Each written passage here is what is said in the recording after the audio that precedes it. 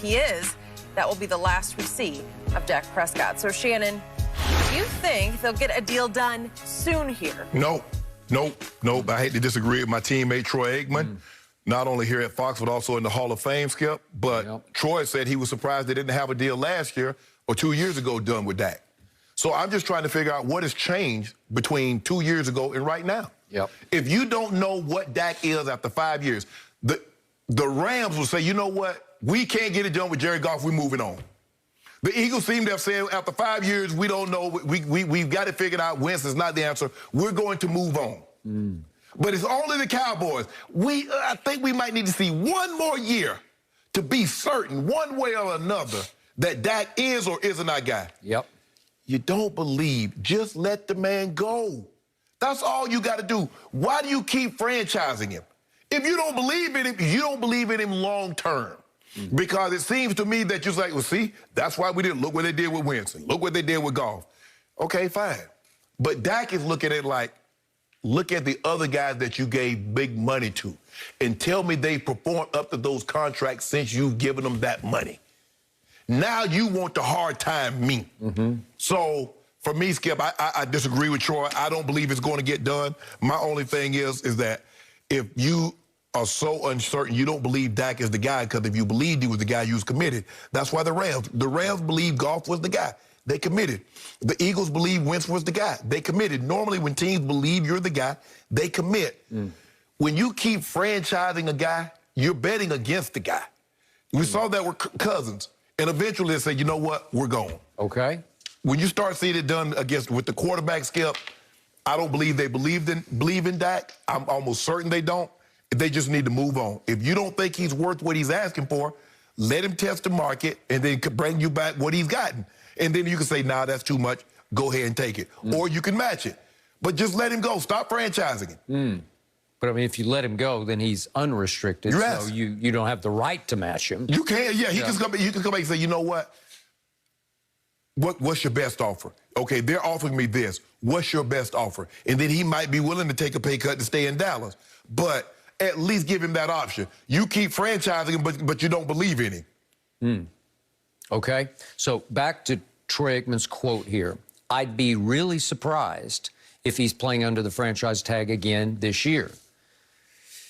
Man, I'm more with you. I'd be really surprised if they sign him soon. I'd be pleasantly surprised if they sign him soon, because if you told me that they could find a middle ground that seemed fair to both sides and that was palatable to the salary cap, I'd say, thank you, God, let's go forward. Because Dak Prescott is really good. Is he as great as Troy Aikman was? No, he's not. Is he as great as Mahomes appears to be on path to be? No. Is he Deshaun Watson? Not quite. But I think the thing is, Skip, quarterbacks, you judge quarterbacks differently, because if you just base quarterbacks on are they good or are they going to be like this historically great, there wouldn't be a whole lot of them making any money. So what do we know up to this point? We know that Jerry Jones and Dak Prescott's representative got crossways. And when you get crossways with Jerry Jones in a negotiation, it can be over. That man has the biggest negotiating pride I have ever encountered. If you cross him, if you do him dirty, do him wrong, he won't get over it. He'll just get even. And right now, getting even is dumping it, pushing him out the door as soon as you have a viable option. Well, as Troy also said, never truer words have been spoken, they're not going to get very far without a franchise quarterback. Well, they're not. So does Jerry have an ace up his sleeve? Because I don't know what the ace is. And don't tell me it's trading up in the draft to get Zach Wilson or Justin Fields, because they're not Dak Prescott.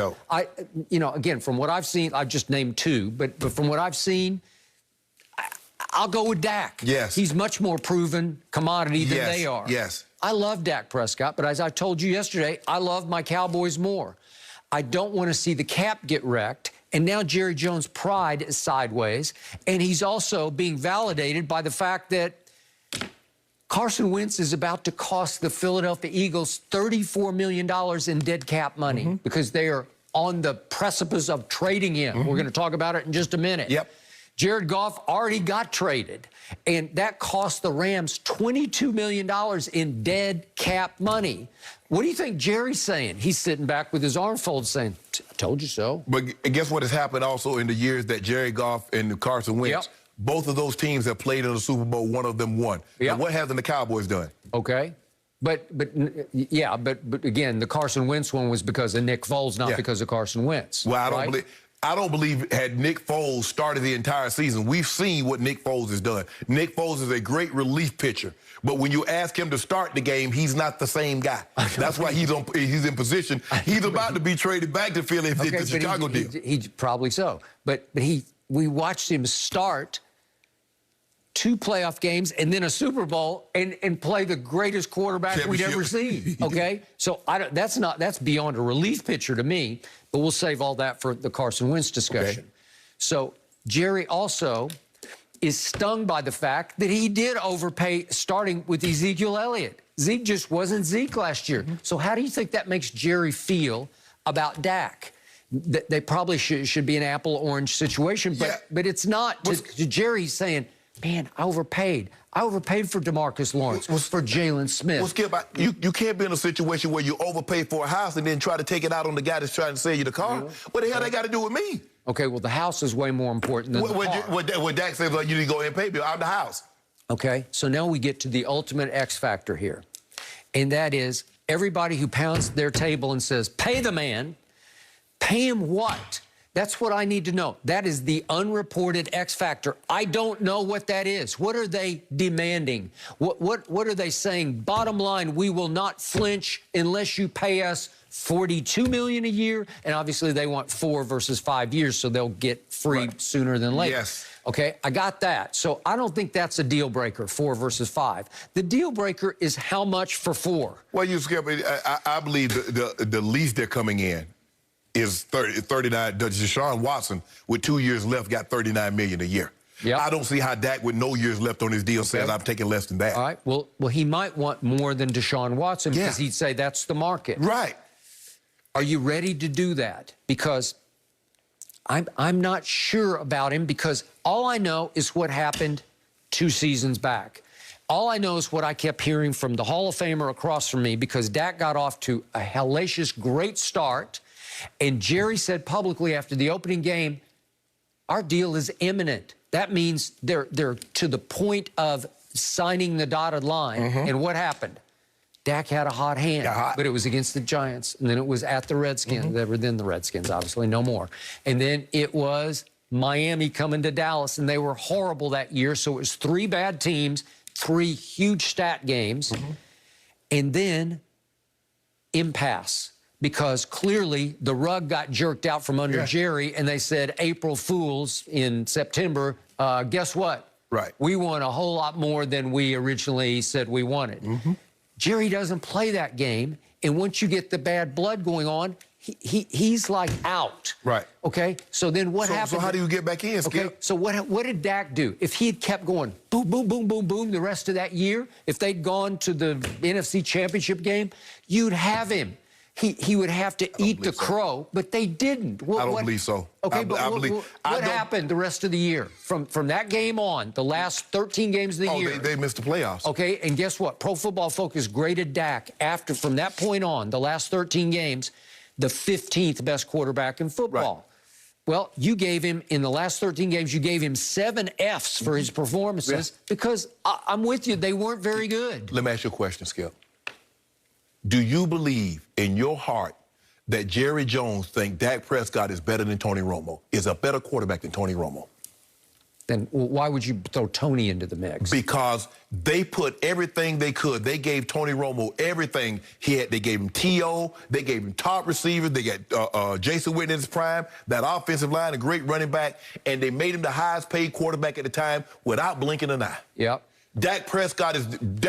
Here's what I do believe. I believe 2 years ago, he definitely thought he was better than Tony Romo. I think he's starting to have his doubts because Dak didn't get off to a great start this year. I know he put up some numbers, but as you said, there were a lot of empty calorie numbers in the comeback against Atlanta, for instance. And remember that they played pretty well. He played pretty well against the Rams in the opener, but they lost. So my point is that He used to think that. Now I think he has some second thought about it. I don't believe he ever thought that. That's why he was willing to do everything he possibly could to get Romo back in there Dak's rookie year, and it was Jason Garrett that fought tooth and nails, and maybe Stephen Jones that said, Dad, you can't do this. Stephen, because remember the turning point was that game in Pittsburgh where even Tony Romo stood up the next Tuesday and said, I give up. I'm done. Right? He conceded to Dak. But he conceded, but the owner was still trying to overthrow the election. But that's because the owner loved him like a son, loved Tony, and that he and Dak have never gotten close because, to Dak's credit, I think he stiff-armed him. And that's a good thing because Dak is clearly the leader of the locker room and the face of the franchise. But is he worth $40+ million? I'm not sure about that. That scares me because what if he can't live up